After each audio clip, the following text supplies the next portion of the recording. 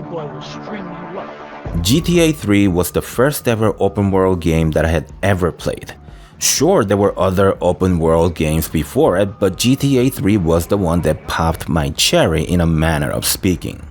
The first time I booted up the game on my PS2, my kitty eyes could not believe the realism and the intricate details of the graphics. Yeah, you laugh now, but in my time, for kids of my age who were only introduced to console games, it was revolutionary. I put so many hours into the game, going through every nook and cranny. Even after finishing the game, the hope was not only to experience the city over and over again, but to find new things that I might have missed. In fact, I'm quite confident, even after 2 decades of having played that game, I could still drive to landmark sites without the use of the map. For a while there in my childhood, GTA 3 was my life. A little over a year after the release of GTA 3, I still play the game from time to time. I was sick of it by then, but there were no other games to experience the same freedom of doing whatever I wanted in the virtual world. But then of course, Vice City was launched, and I knew the sleepless nights were sure to return. Oh my freaking god, Vice City was so colorful. There were so many cool cars, sexy ladies, and I could enter clubs. Me, a kid, I could enter clubs. The beach, the historic buildings, and everything about it was perfect. More than perfect. I loved Vice City. I adored it. I didn't think there would be another game that I loved more than it, but you all know San Andreas came out 2 years after that, and it was the best thing ever to be created on planet Earth. Forgive me if my memories deceive me. It's been a minute since I last played San Andreas.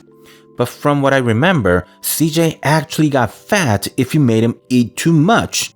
Whoa, mind blown. What kind of wizardry did Rockstar have to perform to make an in-game character so human-like? Okay, let me calm down. The point I'm trying to make is that GTA 3 was a game changer. Forgive the pun. There was nothing like it for kids of my age in that era. Sure, if you owned a PC, then right away Elder Scrolls 3 comes to mind. But PC in my time, if used as toys, only kids of well-to-do families owned them. For most of us, console was it. In 2008, GTA 4 was released and everything about it felt so next-gen. Not to mention, I breezed through all the missions, including the side missions, and I had so much fun, just the same as I had enjoyed the previous GTA games. But wait, there was something different this time. You see, after completing the game through and through, I did drive around the city and do some random activities here and there for a couple of days, but that was the end of it. My mind was no longer fixated on GTA, whereas in the previous GTA games, I had explored the cities until I got sick of them. For GTA 4, I was done by the time the game was done. And when they released the DLCs, I got them all, but I couldn't get myself to play past the first 2 hours of The Lost and Damned, and the Ballad of Gay Tony, I don't think I ever started it. As it happens, by that point, I had played Far Cry the original, Fable, Elder Scrolls 3 and 4, Mass Effect, and other open-worldish RPG games. The genre, the style of the gameplay was starting to feel a bit repetitive. Wait, before you scream at me, yes, Far Cry was titillating. I mean, fire spread like in real life. I was so stoked by that game mechanic the first time I saw it happen live. Fable, the NPCs were so witty and fun to interact with. Elder Scrolls 3 and 4, exploring the vast nature of those games was such a different experience from the GTA games, and Mass Effect was a dream come true game for any sci-fi loving nerd in my time. Those are all true. Ultimately, I think the simple dialogue choices, the witty one-liners from the NPCs, and the meaningless yet swads of side missions, they were still fun for the most part, but the novelty has surely worn off by then. That's what it was. So when Fallout 3 came out, I still loved the open world nature of it and continued loving the franchise until New Vegas came out. Then Fallout 4 was launched. I got the game, but I couldn't bring myself to finish it. I actually played some on this channel, but again, I never got to the end. The thing is, I had played GTA 5, Red Dead Redemption the first one, Far Cry 2, 3, and 4 before I picked up Fallout 4. And probably other similar games that I can't recall from the top of my head. By then, everything felt the same. Fetch this and come back, clear the enemy camp, go rescue so-and-so, and mainly, side missions had little to no impact on the main story or any connection to the main or supporting characters in the games. Games such as Mass Effect and Witcher 3 are rare. The side missions on those games were employed to expand their respective worlds. Most everyone who's played those two games will agree that the side quests on them either added to the main story or were cleverly used for character development. You weren't forced to do side quests because you were artificially locked on some level.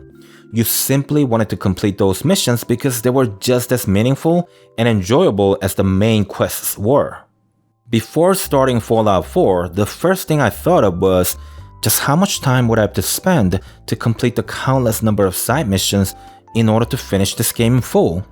That's not how you're supposed to feel when you buy a new game at full price. But I inevitably felt as such because I already knew the types of side quests Fallout games offered. For the most part, they were forgettable. The writings for them were lazy and you were in complete auto-drive when doing them.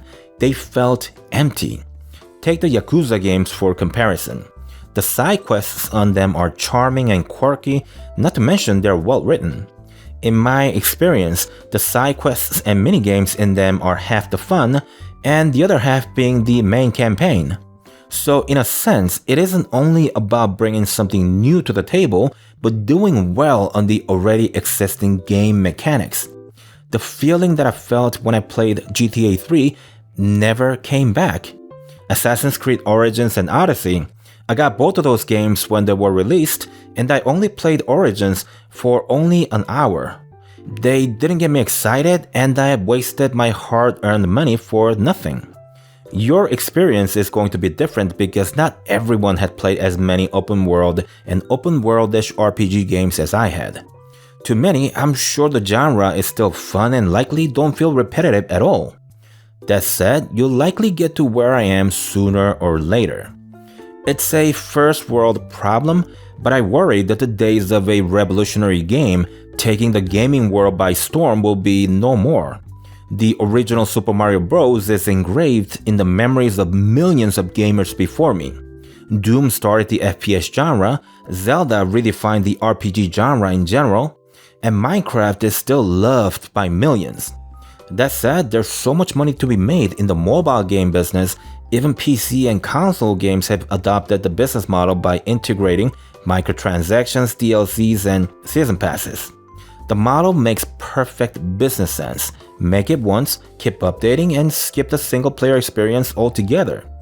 Game companies no longer have reasons to take risks, adding new features and/or genre of games for as long as there are people willing to spend hundreds of dollars a month on skins and pay-to-win in-game items. As so, even great franchises such as Assassin's Creed, Far Cry, and Fallout have all been releasing pretty much the same games with different skins in their last 3 to 4 new releases, with different degrees of microtransactions of their own, of course. I'm sure the younger generation will not agree with my sentiment as we have different experiences and thus view the world with different lenses.